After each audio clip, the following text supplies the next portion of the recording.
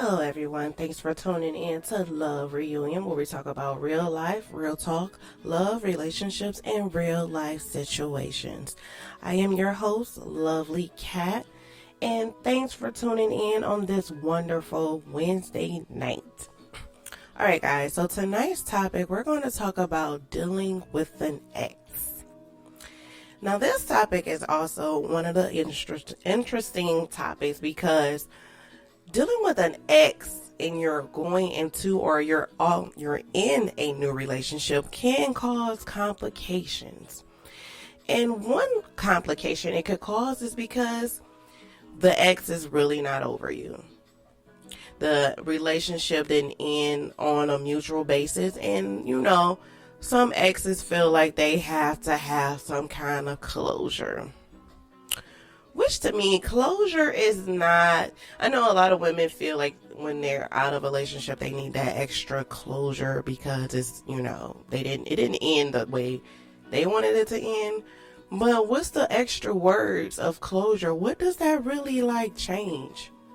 Okay, I just need closure just to make sure that we're not together. Okay, you're apart, so the other person moved on, so what more closure do you need?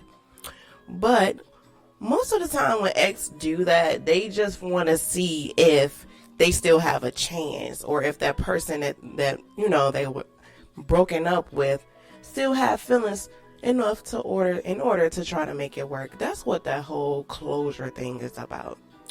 But before we get into more about this topic, I'm going to go ahead and take a quick commercial break, and we're going to talk a little bit more about dealing with the ex.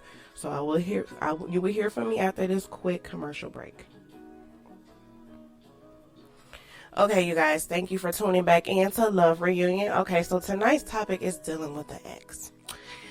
Sometimes it's not possible when you're in a new relationship to have any contact or at least try to be a friend with an ex, because all it does is when you try to be friends with an ex, it causes more tension to the relationship that you have.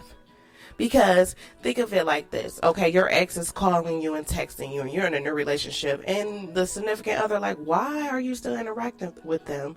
They're your past.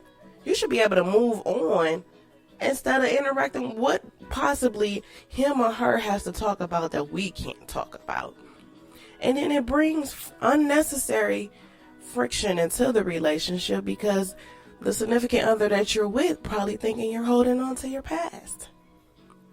And most times, 9 times out of 10, when an ex know that the other person has moved on, they're going to do whatever it takes to try to break up that happy home because they're not done with them. And most of the time, ladies, we got this bad.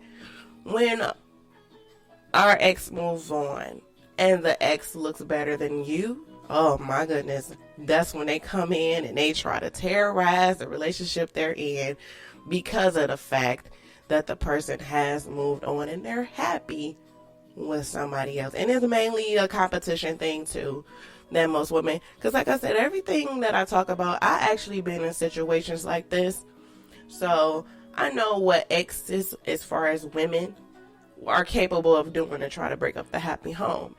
But once you feel you build a foundation and understanding in your current relationship, let that significant other know that you don't need to be friends with your ex. I should be your only friend, female wise. Is cut that communication off, because we know how women can be.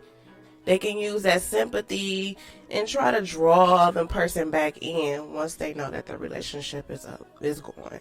So my personal opinion, I feel like when you're in a new relationship and you're happy, do not let your ex intervene, because guess what? An ex is an ex for a reason, and leave the past in the past and enjoy your future with your new significant other. All right, you guys, I just want to thank everybody for tuning in on this wonderful Wednesday night. And like I said, I air my shows every Wednesday night and Saturday night. So I just want to thank everybody for tuning in. And you guys have an awesome, great night. Bye.